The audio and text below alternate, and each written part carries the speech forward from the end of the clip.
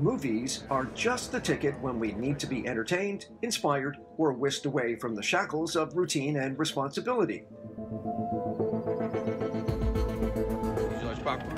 They're one of our most popular diversions, and they also have a lot of power in shaping how we see ourselves, other people, and our place in the world. That'll be XDX on your right. Awesome, thanks. Romance, comedy, you name it, I've seen it. In many ways, movies reflect our culture, and sometimes they shape it. And all that has lots to do with spiritual perceptions too.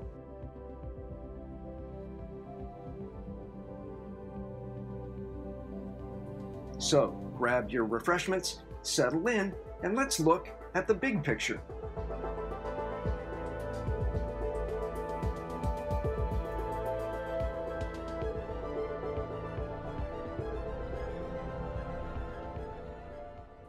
But hey, if you're after a big diatribe on the evils of movies, you're going to be disappointed.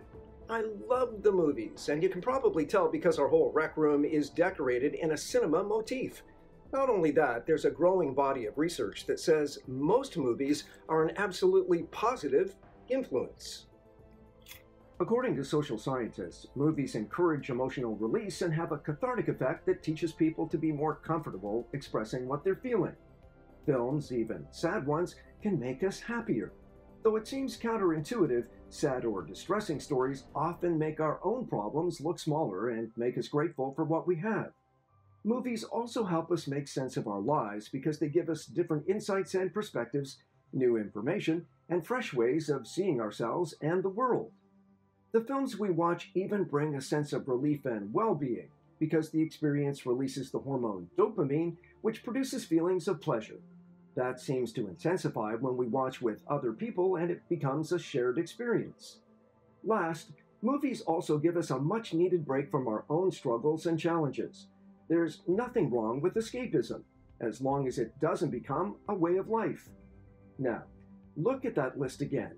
All those benefits come from our experience with faith and church, too.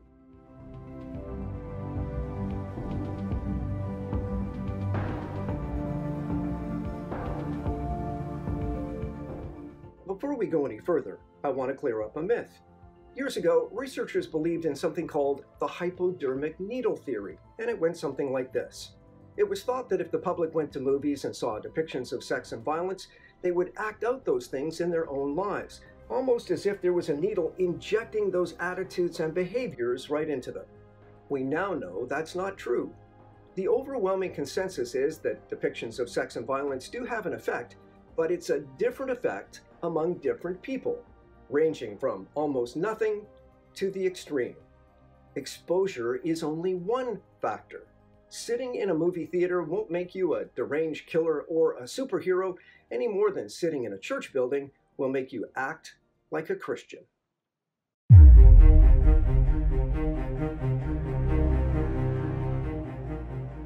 But there is a darker side to the movies that has nothing to do with sex and violence, and it's that subtle subtext I want to focus on.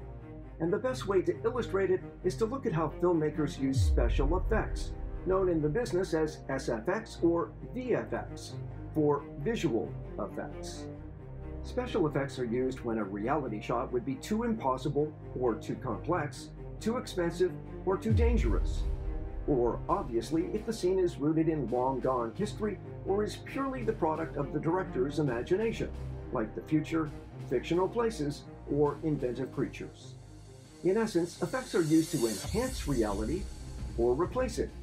Either way, the idea is to draw people into the movie experience and make them forget everything except the story they're given.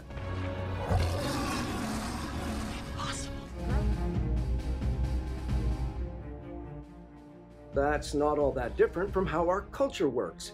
You are constantly being told your daily life is not good enough, so you need to enhance it with more friends, more stuff, more money, or whatever it takes. And if that's not enough, you can always replace the life you have with escapism through work or alcohol and drugs, or yes, even binging movies. It's all a matter of priority. Lots of people who say they're too busy for spirituality spend hours every day zoned out in front of a screen.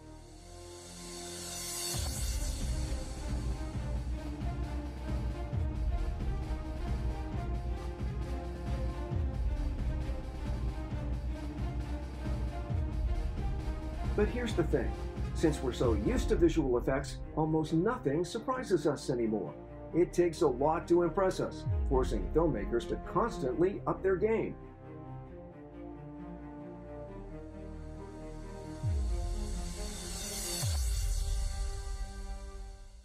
So it's hard to believe that one of the very first films ever made, this train rushing into the foreground in 1896, reportedly made audiences shriek and leap from their seats, and that was without any special effects.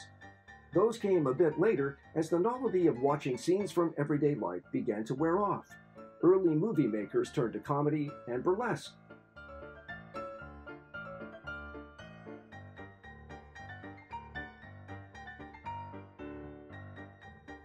And soon they were experimenting to make the first movie magic. By stopping the camera and then starting it again when the scene had changed, the pioneers created transformations that amazed audiences everywhere.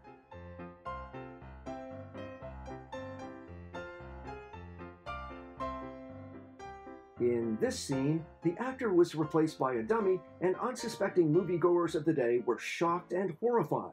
And early filmmakers also used double exposures.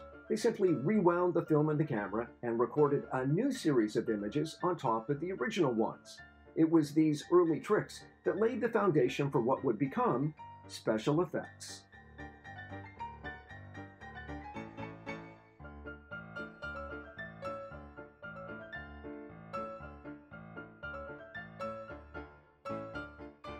Seems to me we're in much the same situation. Thanks to the miracle of photography and special effects, we are bored with everyday life, and we've lost our sense of awe and wonder. Think about it. Film and video have shown us the most amazing things on Earth and beyond, so we seldom take notice of what's all around us. It's like our self-conscious has blacked them out. What we can see through the camera does bring some people closer to God, but I think it's fair to say technology has diminished the ability of many of us to sense His glory and grandeur. So instead of just passively taking in all the wonderful things recorded for us, let's make a deliberate effort to remember that those things are nothing compared to the beauty, complexity, and power of the God who made them.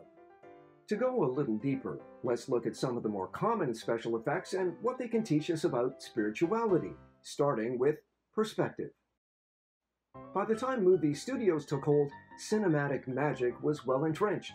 Here's Harold Lloyd hanging precariously, high above the street in the 1923 classic Safety Last. Except he's not.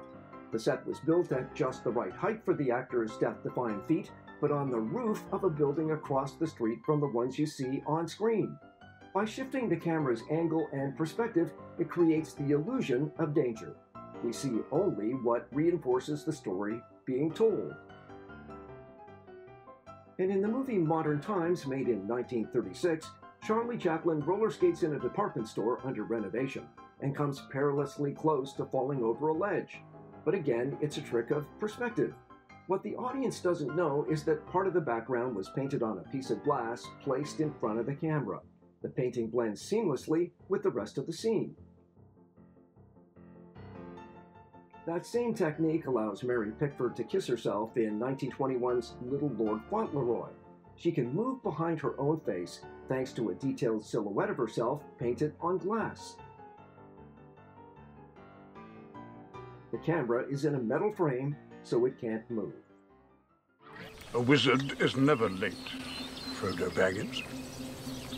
Nor is he early. He arrives precisely when he means to. Perspective manipulation is still used in movies. In The Hobbit, where Elijah Wood plays a dwarf-sized character, camera angles are used to make him look small.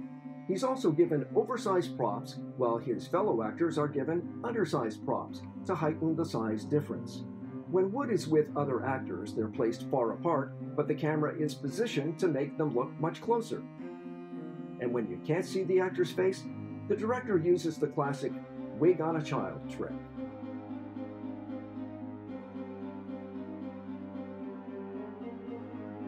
In life, too, it's perspective that determines how we see people. We're all equal in the eyes of God, but our culture routinely exaggerates the difference in stature and status between people with power, money, and good looks, and those who don't have those things. And in the movies, the individual is always glorified, especially that hero that we're supposed to identify with. What we need instead is a Jesus perspective that puts God and others first. John the Baptist had that. Remember what he told his disciples when they were jealous of the popularity of Jesus? "I'm only here to prepare the way for him," he told his followers. "He must become greater and greater, and I must become less and less. And so it must be with us, with an added step. Don't be selfish," Paul tells the Philippians. "Don't try to impress others. Be humble, thinking of others as more important than yourselves. Don't just look out for your own interests, but take an interest in others too." Seen from the right angle, life takes on a whole new perspective, but we have to make a choice.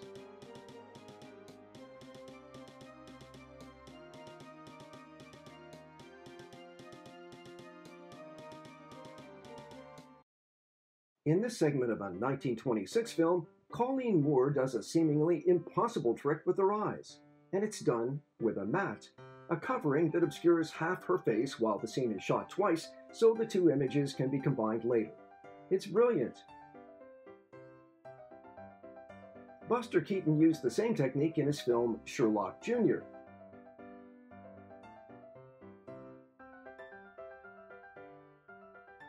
A mat was used to combine two separate segments, which were later cut together. Oh, and that bit at the end? That was no camera trick. Keaton really did that. But combining images got to be a mainstay. In the classic King Kong from 1933, paintings on glass are used for both the foreground and background of sets.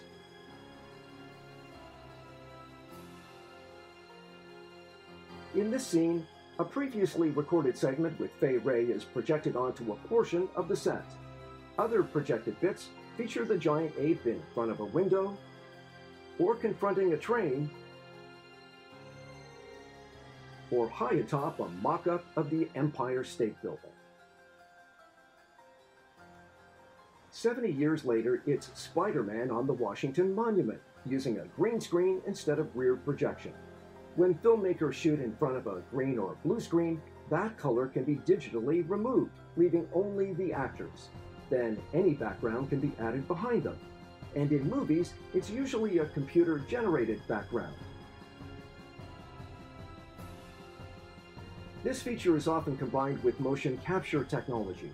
Actors or stand-ins wear high-tech onesies that record movement in precise detail and give the main actors a real person to interact with. Then computer-generated images replace the original video with a highly realistic substitutes. Check this out.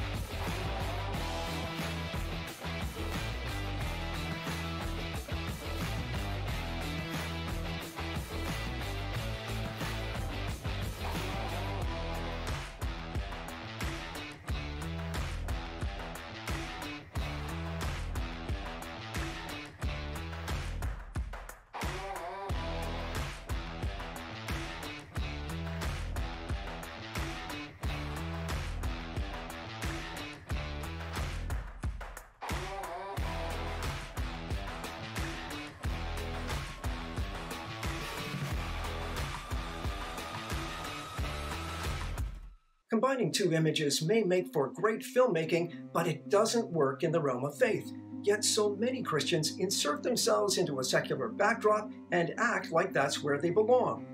The Bible calls us to make a choice. We have to decide who we are and how we're going to live without trying to have it both ways. I like the Message rendering of Romans 12. Take your everyday, ordinary life and place it before God as an offering. Don't become so well adjusted to your culture that you fit right in without even thinking. Instead, fix your attention on God. You'll be changed from the inside out. Readily recognize what He wants from you and quickly respond to it. Unlike the culture around you, always dragging you down to its level of immaturity, God brings out the best of you and develops well-formed maturity in you. That, of course, takes the intervention and support of God, which brings us to the next technique: wires, cables, and pulleys.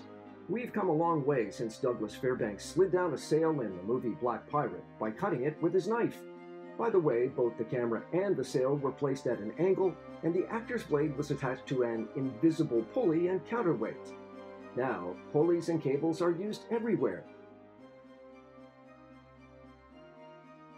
The most famous example is the bullet scene in The Matrix, which stunned the movie world at the start of the century. But actors are now supported by all kinds of wires and contraptions that allow them to do things they wouldn't be able to do otherwise, whether it's flying or making other impossible moves that seem to defy gravity. This contraption is called the tuning fork because of its shape. More than anything else, it's this end of the business that helps all those superhero movies really get off the ground and fight those bad guys. You can see where I'm going with this. God is our invisible means of support, and with His love and power, we can do things we'd never be able to pull off on our own.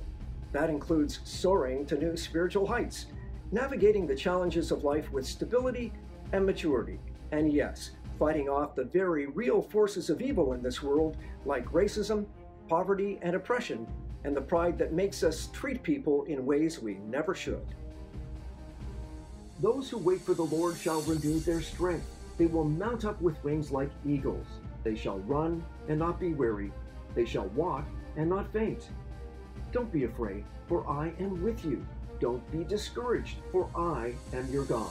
I will strengthen you and help you. I will hold you up with my victorious right hand. Wow, sounds just like a superhero movie, only real.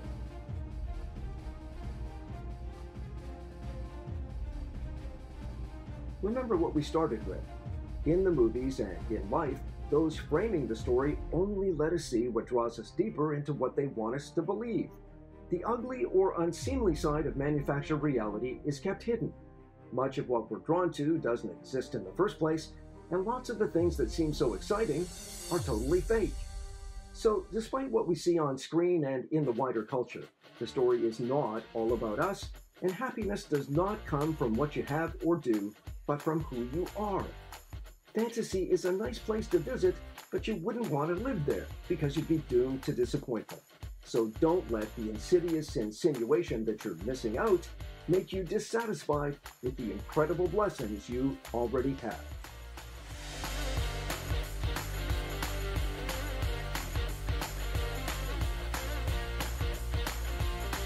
Instead of just being a passive viewer, put yourself in the hands of the only director who counts and let him bring out the best in you. You may be a lead, or you might have a supporting role. Both count. And remember, this life we see around us, this is the preview, it is not the feature attraction. The biggest blockbuster of all time is yet to come. And believe me, it won't need any special effects when Jesus says, it's a wrap.